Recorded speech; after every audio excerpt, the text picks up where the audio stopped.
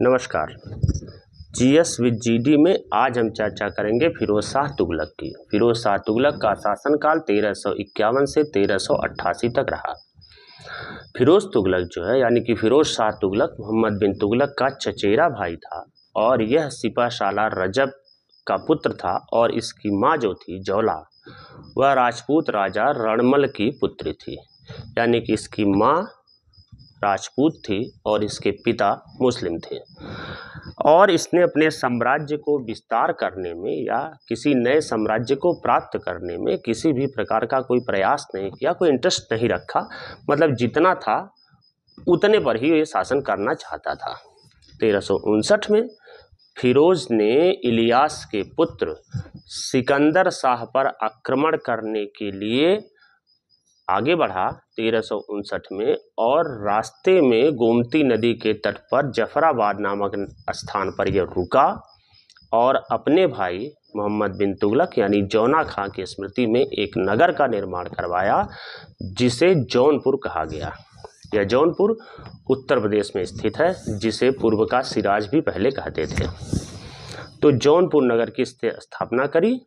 कालांतर में आगे चल करके आप जौनपुर के बारे में भी पढ़ेंगे एक स्वतंत्र रियासत के रूप में।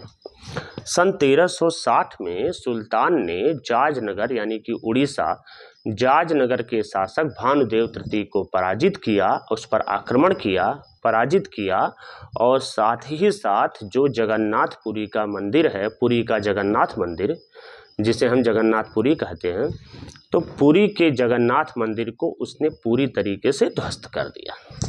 और सन 1361 में इसने नगरकोट पर आक्रमण करके वहां के शासक को परास्त किया और साथ ही साथ वहां पर जो ज्वालामुखी मंदिर था, ज्वालामुखी मंदिर को तोड़ा और इस मंदिर से लूट कर लाई गई 300 पुस्तकों को इसने फारसी भाषा में अनुवाद करवाया और यह अनुवाद पद्य में हुआ। और इस अनुवाद को किया आजुद्दीन खालिद खानी ने और इसका नाम रखा गया दलाइले फिरोज शाही।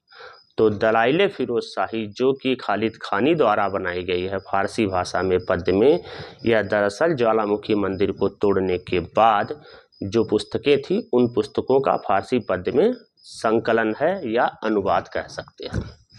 फिरोज धार्मिक रूप से कट्टर था। यह धर्म को बहुत ज़्यादा कट्टरता के साथ मानता था और इसी कारण से यह हिंदुओं के प्रति बहुत ही बर्बरता का व्यवहार करता था। यह मुस्लिम भारत के इतिहास का पहला शासक था जिसने स्वयं को मिस्र के खलीफा का प्रतिनिधि बताया, क्योंकि इससे पहले जितने भी शासक होते थे वो सब के शासक बगदाद के खलीफा से मान्यता प्राप्त करते थे।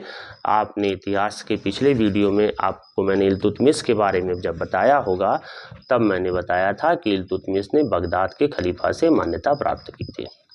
फिरोज तुगलक ने राजस्व व्यवस्था में सुधार करने के लिए फिरोज तुगलक ने क्या किया कि 24 प्रकार के जो कष्टप्रद कर थे उन कष्टप्रद करों को समाप्त कर दिया और कुरान के अनुसार जो 4 प्रकार के कर लगाए जाते थे उन 4 प्रकार के करों को उसने लगाया। यानी कि कई प्रकार के कर को समाप्त करके इसने सिर्फ 4 प्रकार के कर लगाए। पहला खराज, जो कि खेती की गई भूमि पर लिया जाता था, यानी जो भूमि खेती योग्य होती थी उस पर जो कर लिया जाता था उसे कहते थे खराज और यह 1/10वां भाग होता था। सेम इसी तरीके से मिलता जुलता जो है 1/10वें भाग लगभग सभी कर लिए जाते थे। दूसरे प्रकार का कर था खुम्स, जिसे ये कहते हैं कि ये लूट का माल था और लूट के माल में 1/5 हिस्सा सुल्तान को मिलता था और 4/5 हिस्सा ये जो लूटता था उसे मिलता था। कालांतर में एक शासक ने इसे बदल दिया था। इसकी चर्चा हम आगे करेंगे कि खराज में कौन सा ऐसा व्यक्ति है जो 4/5 हिस्सा लेता था। तो खुम्स जो है लूट का माल होता था और इस लूट के माल में सुल्तान कर लेता था। तीसरे प्रकार का कर था जजिया, जो कि गैर मुसलमानों से लिया जाता था। जो लोग मुसलमान नहीं हैं वह कर देते थे जिसे 1/10वां हिस्सा वसूल किया जाता था गैर मुसलमानों से, और ज़कात जो कि मुसलमानों से लिया जाता था वह भी 1/10वां हिस्सा ही होता था। यानी कि 3 प्रकार के कर, खराज, जजिया और ज़कात, जो कि 1/10वां हिस्सा वसूल किया जाता था 24 कष्टप्रद करों को समाप्त करने के बाद, 4 प्रकार के कर लगने के बाद। फिरोज तुगलक ने यह किया कि उसने ब्राह्मणों से भी जजिया कर वसूल करना शुरू कर दिया और ब्राह्मणों से जजिया कर वसूलने वाला ये सल्तनत काल का पहला शासक था। तो 4 प्रकार के जो ये कर लेता था, ये तो कुरान के अनुसार उसका मानना था कि कुरान के अनुसार हम 4 प्रकार के कर ले रहे हैं। इसने उलेमाओं से राय ली और उलेमाओं से राय ले करके सिंचाई पर एक नया कर लगाया जिसे सुर्स कहा गया, जो कि उपज का 1/10वां भाग जो लिया जाता था वो सिंचाई कर के रूप में लिया जाता था फिरोज तुगलक के समय में, जो 5वां प्रकार का कर होता था। और इसने जागीर को देने की परंपरा फिर से शुरू की, जो कि अलाउद्दीन खिलजी ने बंद कर दी थी, क्योंकि अलाउद्दीन खिलजी सैनिकों को नगद वेतन देता था और इसने जो है जागीर देने की प्रथा को फिर से पुनर्जीवित कर दिया। नहर निर्माण और भवन निर्माण के क्षेत्र में इसने कई महत्वपूर्ण कार्य किए।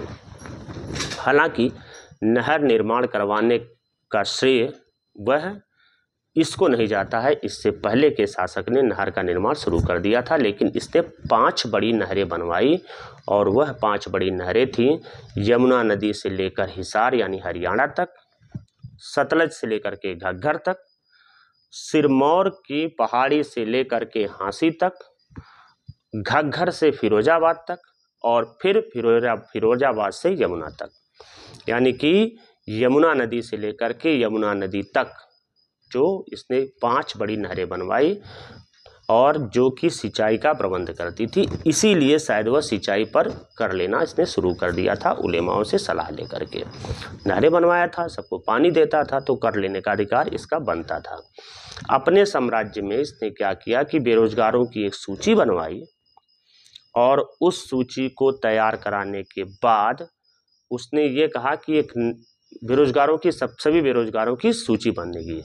आप शायद जानते होंगे या नहीं जानते होंगे, लेकिन प्रत्येक जिले में एक सेवा योजन कार्यालय होता है जहां पर बेरोजगारों की लिस्ट लगी होती है। लिस्ट लगने का मतलब जो लोग बेरोजगार हैं वो अपना पंजीकरण सेवा योजन कार्यालय में करा सकते हैं और इसके लिए एक अधिकारी भी नियुक्त होता है, जिला सेवा योजन अधिकारी, जो कि PCS रैंक का पद है। तो हालांकि काम उनका कुछ नहीं है क्योंकि अब रोजगार कार्यालय लगभग बंद हो चुके हैं, फिर भी मतलब ये परंपरा चली आ रही है और यह फिरोज तुगलक के समय से इसने क्या किया था, बेरोजगारों की एक सूची तैयार करवाई थी और निर्धनों की सहायता के लिए, गरीबों की सहायता करने के लिए इसने दीवाने खैरात नामक एक विभाग ही स्थापित कर दिया था, जिसका नाम ही रख दिया इसने दीवाने खैरात, जो कि खैरात का विभाग होता था। इसने फिरोजाबाद, जौनपुर, हिसार, फिरोजपुर और फतेहाबाद नामक नगरों की स्थापना की, यानी कि नगरों के निर्माण में भी इसका बड़ा महत्वपूर्ण रोल रहा। इसके शासनकाल में मेरठ और टोपरा स्थित अशोक स्तंभ जो था वह इसे दिल्ली लेकर के आया था। मेरठ और टोपरा के अशोक स्तंभ को दिल्ली लाने वाला शासक वह फिरोज तुगलक ही था। सुल्तान ने लगभग 1200 उद्यानों का निर्माण करवाया, यानी कि बाग बगीचों का निर्माण करवाया और इसने एक नई परंपरा शुरू की जिसे मर्सी जाप कहा जाता है, जिसे वंशानुगत अभिविन्यास कहते हैं। तो इसने मर्सी जाप की परंपरा शुरू की, यानी कि पिता की मृत्यु के बाद अगर उसका पुत्र उस योग्य है तो उसे नौकरी देने की परंपरा इसी ने शुरू की थी। एक नई परंपरा को इसने विकसित किया था। फिरोज के समय में लगभग 1,80,000 के करीब दास थे, जिनके लिए उसने एक अलग विभाग बनवाया था और इस विभाग का नाम रखा था उसने दीवाने बंदगान। और दीवाने बंदगान के अंतर्गत 1,80,000 के करीब दास आते थे और यही 1,80,000 दास यह तुगलक वंश के पतन का कारण बने कालांतर में।